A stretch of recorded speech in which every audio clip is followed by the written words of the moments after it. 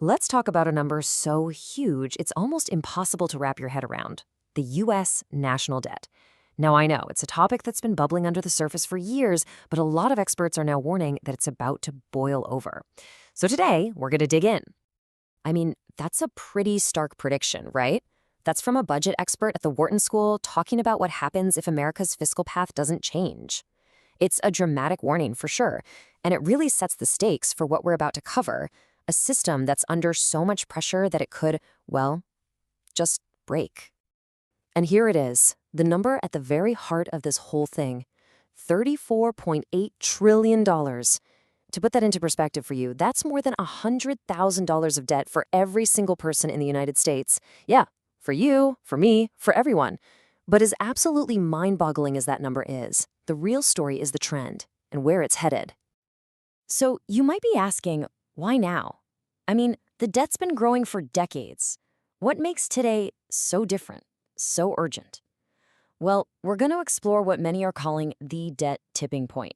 That exact moment an invisible problem suddenly becomes a very, very real crisis. This analogy, man, it really gets to the heart of the matter, doesn't it? It suggests that even though the system might seem like it's functioning day to day, its underlying health is just in a critical state. It's incredibly vulnerable to a sudden breakdown. Now, this is where it gets really interesting. When you look at the history, America has had massive debt before. Just look at that 1946 number, right after World War II. But after the war, we had decades of incredible growth that basically shrunk the debt compared to our economy. Today, we are right back at those World War II levels. But here's the kicker: there's no World War to justify it, and there's no post-war boom on the horizon. And here's the crucial point: this can't go on forever. Budget models, like one from the Penn Wharton School, they estimate that financial markets can only sustain about 20 more years of deficits like this. After that, they warn, no amount of tax hikes or spending cuts could be enough to stop a default. You see, the problem isn't just the sheer size of the debt. It's the risk that the people in countries who lend the U.S. money could just suddenly lose faith. So how on earth did we rack up a bill this large? Well, the journey to $34 trillion wasn't some overnight event. Nope, it was a long series of decisions and crises that stretch back decades. The story really kicks into high gear in the 1980s, with tax cuts and big defense spending. The 90s, well, they offered a little breather, a super rare moment of budget surplus. But that didn't last long. The 2000s brought more tax cuts, expensive wars, and the debt started climbing all over again. And then, bam! The 2020s hit, and massive pandemic spending just caused the debt to skyrocket to where we are today. And this chart, it just perfectly shows that there's plenty of blame to go around. Experts roughly break it down into 3 equal parts: tax cuts, spending increases, and borrowing for emergencies.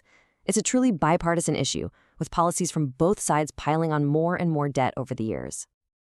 Okay, now we get to the real engine of the problem. It's not just about the total amount. It's about the mechanics of how that debt actually feeds on itself, creating what a lot of people call a vicious debt spiral. This is where things get tricky. First things first, a key term: the budget deficit. It's simple, really. It's just the yearly shortfall when the government spends more than it brings in. But look at this. The U.S. has been in the red nearly every single year for over 2 decades. And each one of those deficits just gets piled on top of the total national debt. This is probably the absolute best way to understand how the U.S. handles its debt. It doesn't really pay it back. When old government bonds are due, the Treasury just issues new bonds, taking on new debt to pay back the old investors. It's called rolling over the debt. And this is where that spiral becomes so dangerous. See, for years, interest rates were basically zero, so rolling over the debt was cheap. No big deal. But now, as all that old, low-interest debt comes due, it has to be refinanced with new bonds at much higher interest rates. This makes the government's annual interest payments just explode, which makes the annual deficit even bigger, forcing the government to borrow, you guessed it, even more. It's a cycle that just feeds on itself. So what does it actually look like when this whole system breaks down? Let's talk about the real-world consequences. What happens when the debt load becomes truly, completely unsustainable?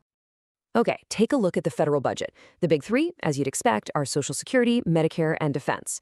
But look at that 4th slice: interest payments. It is already a massive part of the budget, eating up 13% of all spending. And that's money that produces nothing. It's just the cost of borrowing from the past. This chart just makes the reality shockingly clear.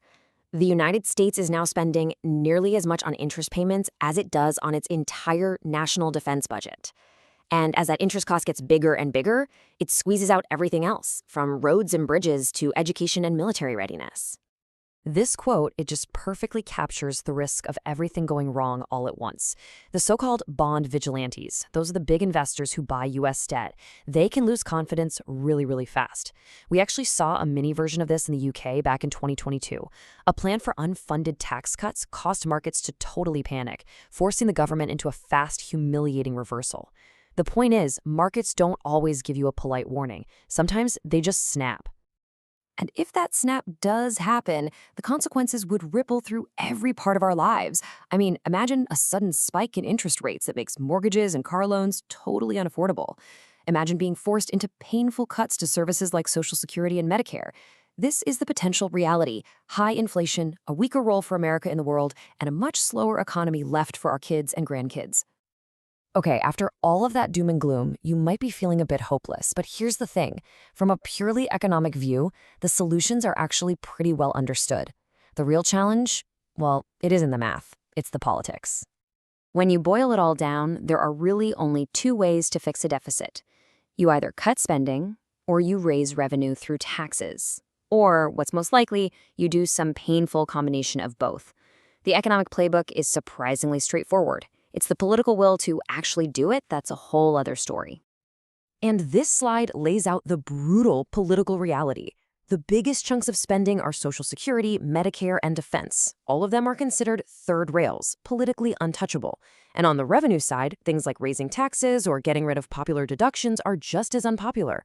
Both parties have gotten used to making the easy choices, cutting taxes and increasing spending. This quote just perfectly sums up the danger we're in. For years, the U.S. has been able to borrow with almost no immediate consequences, and that's created this false sense of security. But the risk is that the problem stays invisible, easy to ignore, right up until the moment it suddenly becomes a catastrophic, unavoidable crisis. And so that leaves us with the final trillion-dollar question.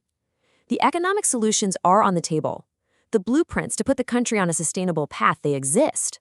But in a country that is so politically divided, is there the will to make the hard choices that are needed before the clock runs out?